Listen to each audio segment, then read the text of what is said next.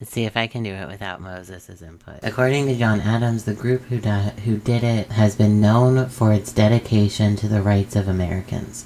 Not bad, but he had a better quote. And we would have gotten names. We wouldn't just say a milliner.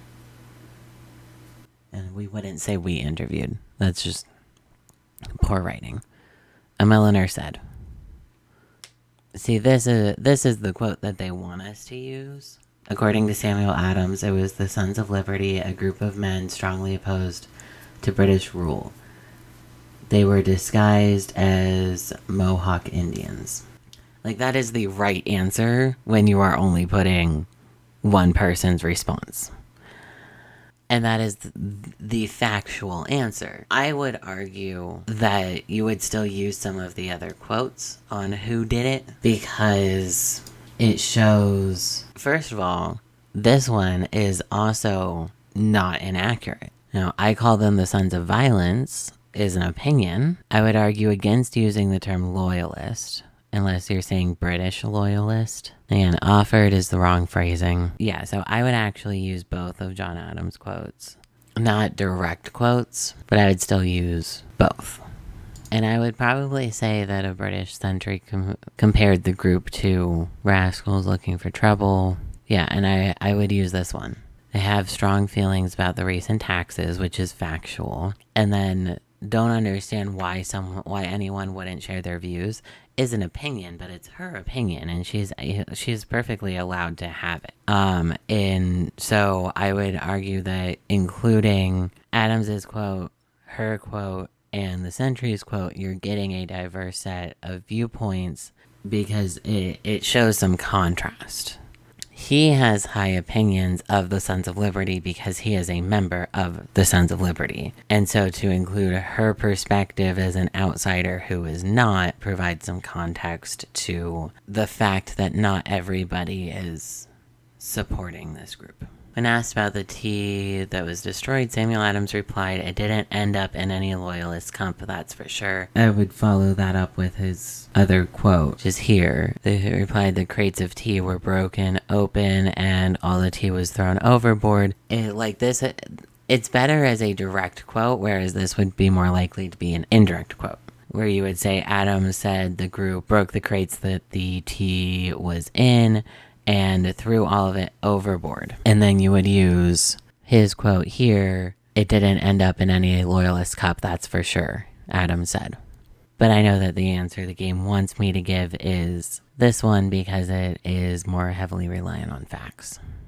And again, at a very significant time would be an indirect quote, and then you go into this explanation of Adams said, "The tea was destroyed on the evening of December 16th, just a few hours before the midnight deadline, when the tea was required to be unloaded." That is not the entirety of the quote that we told you to write down, but that works. As to when the tea was destroyed, Samuel Adams stated, "Let's just say the Boston Harbor witnessed quite a tea party, though most people prefer hot water with their tea." I'm debating if it wants me to say use John Adams' quote, because it gets specific about Griffin's Wharf. I don't like that the statement starts with relying on printed reports. So I think it wants me to say this one, but I'm going to use Samuel Adams. Moses will tell me if I'm wrong, I'm sure. "Some people have lost all patience with Parliament since they seem bent on taking away our God-given liberty by taxing us without our consent." Not bad. "Beginning to see the reasons behind these actions, doesn't say anything. The destruction of the tea is so bold, so daring, so firm. It must have important consequences. Those involved must want Parliament to stop its unfair taxation." This ellipses here just translates to he said more words here that we took out. So that's not a bad quote, but I'm not sure it's the strongest. "These colonists have lost all respect for the mother country. It's we soldiers who have to defend them, and they're not willing to pay their taxes. It's sheer selfishness, if you ask me." That's a potentially strong one. To protest the tea tax, the taxes aren't really that high, you know. I suppose they think it's unfair to be taxed without having a voice in Parliament. I just hope no more violence comes to Boston. I like that one too. To make a point, Parliament has no right trying to take away our rights to govern ourselves. We will not submit to British tyranny. We're like rebellious children wanting their own way instead of trusting Parliament to look after them and serving the mother country. Loyalists said the rebels involved don't understand that there are costs that come with the benefits of being part of the British. We'll see what Moses says. My thought would be, since you can only use 2, in reality I would end up using most of them, but since you can only use 2, I think the British sentry. To protest the tea tax, the taxes aren't really that high. You know, I suppose they think it's unfair to be taxed without having a voice in Parliament. I hope no more violence comes to Boston. Stated that the tea was destroyed to make a stand for liberty from unjust laws like taxes without a voice in government. While she believes in the cause, she was also concerned about the rebellion's effect on business. I don't want to use Adams. That's the thing, like, if I was just straight up writing this story, include Adam saying why they did it, because he is the person, like, he is our direct person involved that we're quoting. And so he is the only one who can truly speak to their motivations. But I would then use the sentry and probably the milliner, maybe the loyalist too, to kind of give the contrast. So I'm going to say the milliner because I think the sentry and the milliner are 2 of the stronger why quotes. Feedback appears below each of your quotes. Yeah, excellent reporting. Outstanding. This includes good detail on things.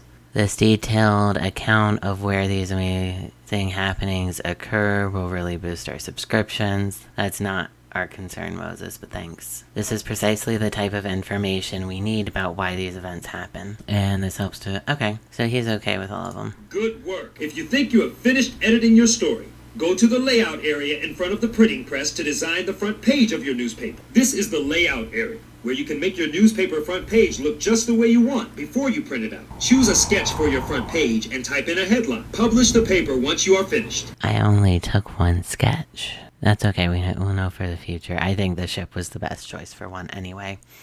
I didn't remember that it actually made you... write a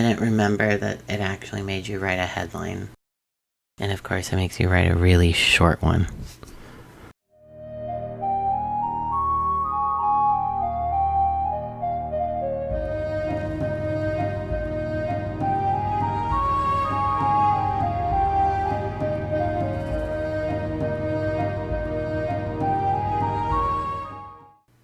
Sure. I overthink headlines a lot.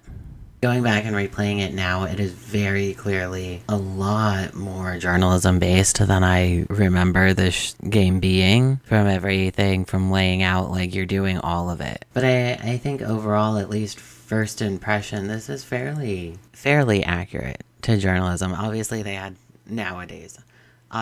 had to adapt some things, you know, just for simplicity of like, it is an educational game for elementary schoolers about the American Revolution. It's not supposed to be heavily about journalism, but they got a couple key things in there about talking about not letting your personal bias influence how you write and put together and share your story. They talked about the kind of main key questions that come up when you are trying to make sure that you have all of your information for a story. So I'm going to go ahead and call this here, and again, thank you for watching. Like, subscribe, ring the bell, all those things you all already know about, and I will see you next time.